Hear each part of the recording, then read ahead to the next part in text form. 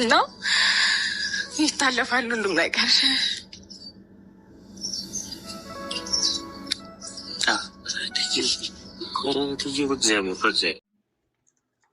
እኔ አሁን ያልገባኝ ነገር የሩታ ማልቀስ ሌላ ምን አመጣው?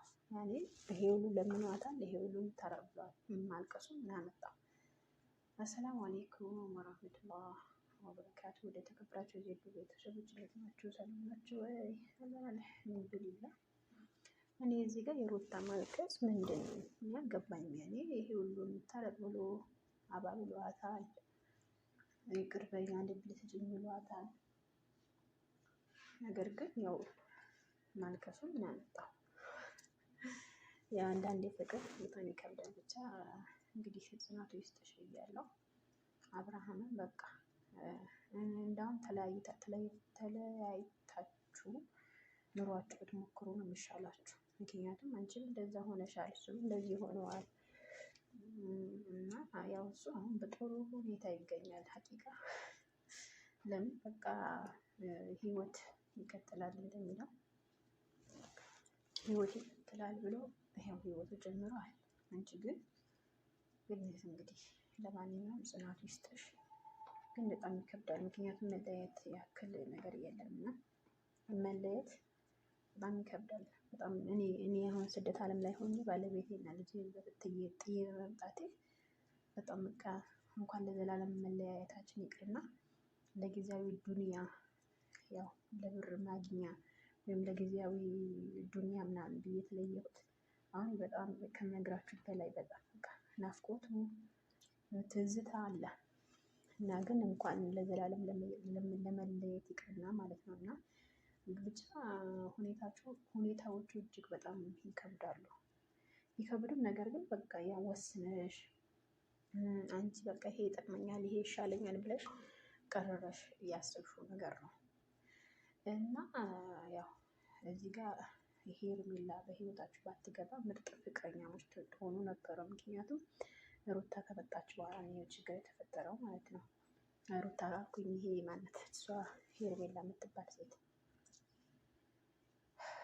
እና እሷ ባትመጣ እሷ በህይወታቸው ባትከሰት ምርጥ ትዳር እየኖሩ ነበረ። ምርጥ ትዳር እየኖሩ አንቺ መጣች አፈረሰችው ትዳሩ ማለት ነው። እና እንግዲህ ለማንኛውም የሚባል ብላችሁ ነው እንግዲህ ለሀይል ነው ብላችሁ መቀበል ነው የሚሻላችሁ ማለት ነው። እና እዚህ ጋር ጠንክረሽ ለሰዎቹ ማሳያት አለብሽ። እዚህ ጋር ግን ቡሩክ ማን ነው የሚባለው? እንግዲህ በጣም ይከብዳል ለመናገርም ሆነ ልበላችሁ። ግን ማልቀሱ ምንም አይፈይድም። ምክንያቱም ይጠቅመኛል ብለሽ ነው የተለየሽው አንቺ ነሽ። ምክንያቱም እሱ ለምኖሻል። ነገር ግን አሁንም እንግዲህ ማልቀሱ ምንም ላይጠቅም ይችላል እና ዋጋም ሊያስከፍልሽ ይችላል። ለተለያዩ ጊዜ ዋጋ ሊያስከፍልሽ ይችላል። ሀቅ መናገር። ምክንያቱም ልጅ የመሰለ ነገር ብቻ ማሳደግ ብር አለኝ ብሎ ወይም ትውቅና አለኝ ብሎ አይደለም። ትዳር መስዋዕትነት ይፈልጋል፣ ፍቅር ይፈልጋል፣ ብዙ ነገር ይፈልጋል። ነገር ግን ልጅ የመሰለ ነገር ብቻ ማሳደግ ደግሞ እጅግ በጣም ነው የሚከብደው። እኔ በነገራችን ላይ ባለቤት አሁን ልጁ ብቻው ነው የሚያሳድገው። ነገር ግን ያለበት ሁኔታ ምናምን በቪዲዮ ደውሎ ሲያሳየን በጣም ይከብዳል።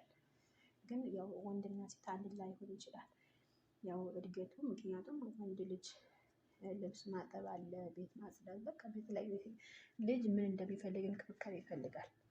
ገባቸው?